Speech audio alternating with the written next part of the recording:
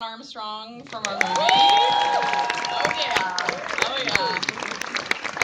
And we have David Minkin.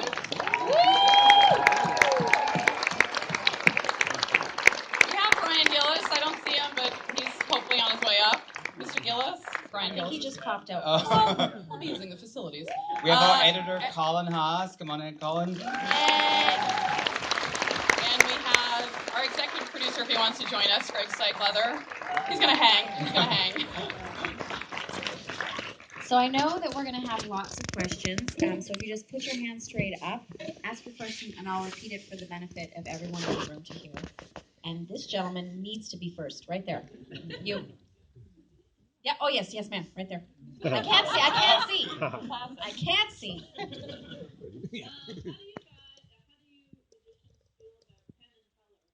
Oh, the question is, how do the magicians feel about Penn and Teller? I fucking love Penn and Teller. I'm like a huge fan. I mean, I was on Penn and Teller Fool Us, the American version of the British show, and the plunger on there, and they were great. And I'm a big fan of Teller. I'm actually friends with Penn, friends. So they're great. I enjoy eating with them, and they're my buddies. So yeah. Nothing but respect for Penn and Teller. They're awesome. But Brian Gillis, who's in the bathroom, hates him.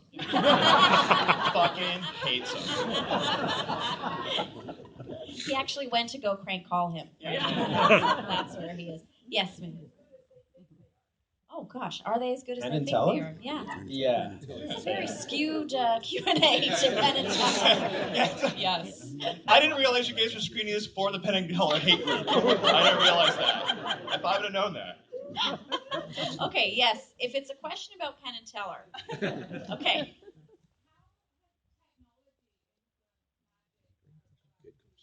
What a great question. The question is, how has technology influenced magic over the past little while? In the history of magic, magicians have, in a lot of ways, been sort of forerunners, using technology before we ever came sort of mainstream for magic for presentational purposes.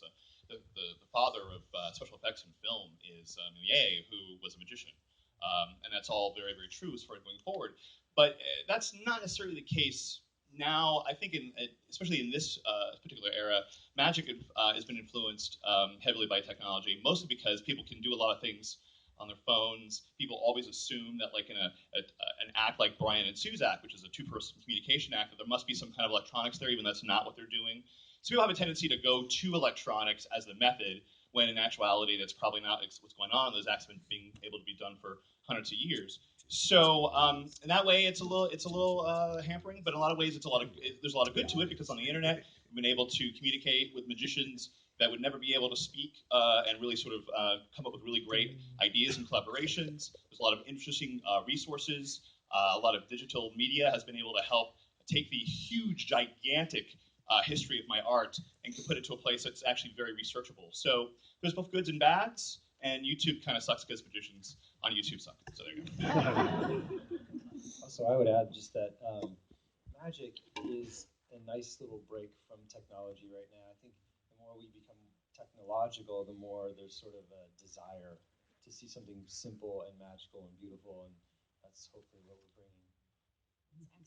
Excellent. Yes, question right there.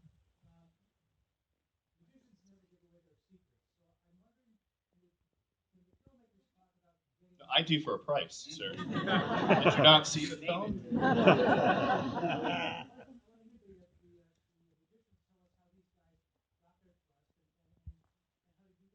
That's such a great question. So it's about the fact that the filmmakers, look who decided to appear. That's Brian Gillis. Brian, what you've missed is we all hate Penn and Teller, okay? And we're about to face a question of how did you gain one another's trust? Because you had to obviously look behind the curtain, so to speak, Marcie and Christoph. Christoph, you shot, so much of the tricks. You know how it's done. How did you feel about having it done? And how did you find one another to have that relationship? Well, I can't speak for the other gentlemen, but it was really Marcie who approached me, and Marcie herself is a magician and someone who's really avid in her magic study, and because of that, she actually understood the medium and the format a lot more than, say, someone who was just a filmmaker coming in to make a documentary about magicians, I would then instantly trust her because she knew the lingo. She could speak the same way that I speak. So that is why I kind of opened up to her. I don't know, there's something just charming about these two here. It was just an intuition. I just knew I could trust them with that. It was a bit of a concern at first, but it very quickly went away. And they were like in my bathroom as I was getting ready. Like, and, you kind of have to trust people at a certain point. When 4.5 years of them being in your life, you're like, all right, they could do anything with this footage. They could make me out to be like the worst guy in the world, or whatever. But I just knew they were good peeps, and that wasn't their intention. So. Yeah, they're charming guys. My thing is, I just want to be in the movies. So they gave me a chance to do it, and they're real charming doing it. And just wish I didn't have that stupid tank top on. Oh yeah, tank top. Did you see me? Oh, I know. Well, look at Jon now. Yeah. But I've always looked like this. The camera adds 100 pounds. Everybody knows that. it was the best thing in the world for Jon. He's in great shape now. Christoph, because you shot so many of these luminous scenes, you know how the tricks work. And I'll get you drunk later, so you will tell me. But how did it feel shooting A Secret? I mean, actually, both of us shot the film, but I mean, this was one of the things that comes down to trust as well. I think Marcie, when she told me about the film, I mean, we met with all of you for quite a bit. I mean, this was a journey that took us almost 5 years, so it's not like we barged in with the camera and just like started rolling kind of right away. At least the stuff that you're kind of worried about or concerned about. So I think it was a matter of just like slowly gaining that trust. As you said, it kind of ultimately went away. But I mean, this is the question we asked ourselves all the time. So how do we film something that is potentially so much more powerful in person? Because hopefully you all have a chance to see those guys later.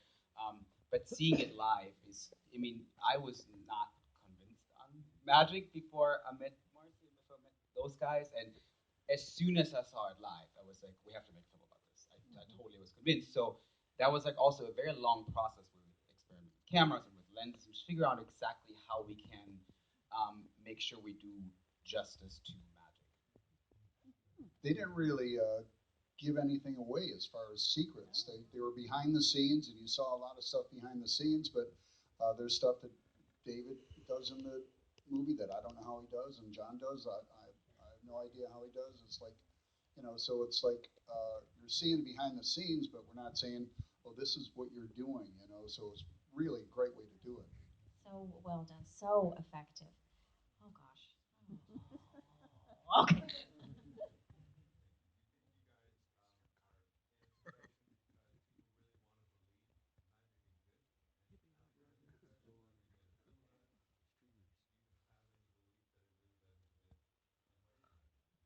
Oh, that is Dr. Phil is asking the questions That's a down favorite here. question.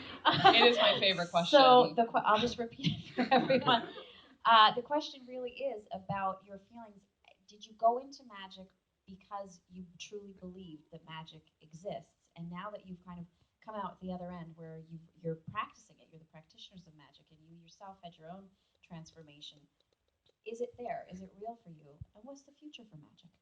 In 2 minutes, go.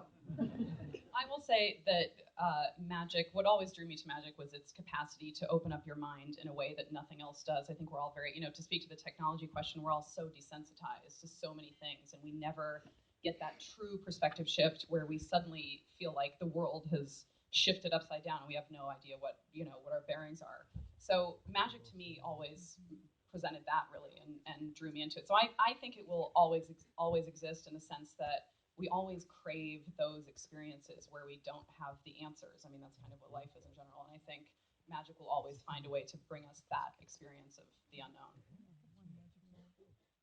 Closing arguments, closing statements for the case of magic. Wait.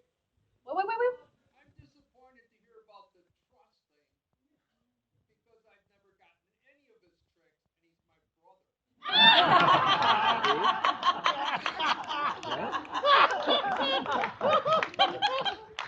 Brian, that was $20 well spent, let me tell you. Really good. I love a heckler, and I love love when the heckler's a family member. Happy. That's Okay. amazing. Never mind. How am I going to top that? That's okay. Well, to answer your direct question, though, in my mind, magic, I believe very heavily in the idea of magic as a theatrical device, as a way to transport people to something that isn't real. But as someone who is very, very, I guess, researched in the art and has spent my entire life doing this, it would be very disingenuous for me to say that my study of the art of illusion has made me think that magic is real. Because right now I know how it all works. It ain't real. That's what I'm thinking. Arguing that magic is real, David Minkin, go. And on the flip side, I think magic is a feeling, and therefore it is real. And it's an experiential thing that happens inside the mind and the gut of the observer. And that's all we're doing is creating that experience. And yes. Good answer.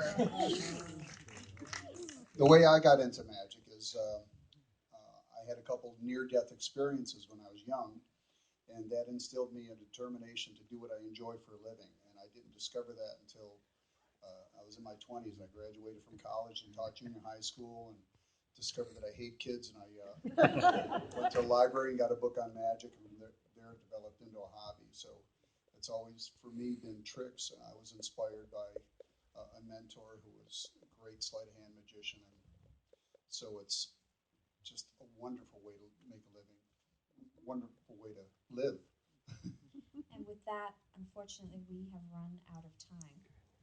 But I know that you guys would probably be happy to answer any additional questions out in the hallway, right? You guys will do it? Sure. Let the magic in the bathroom, wherever. On behalf of Hotdocs, I want to thank Christoph and Marcie so much for sharing their film for the first time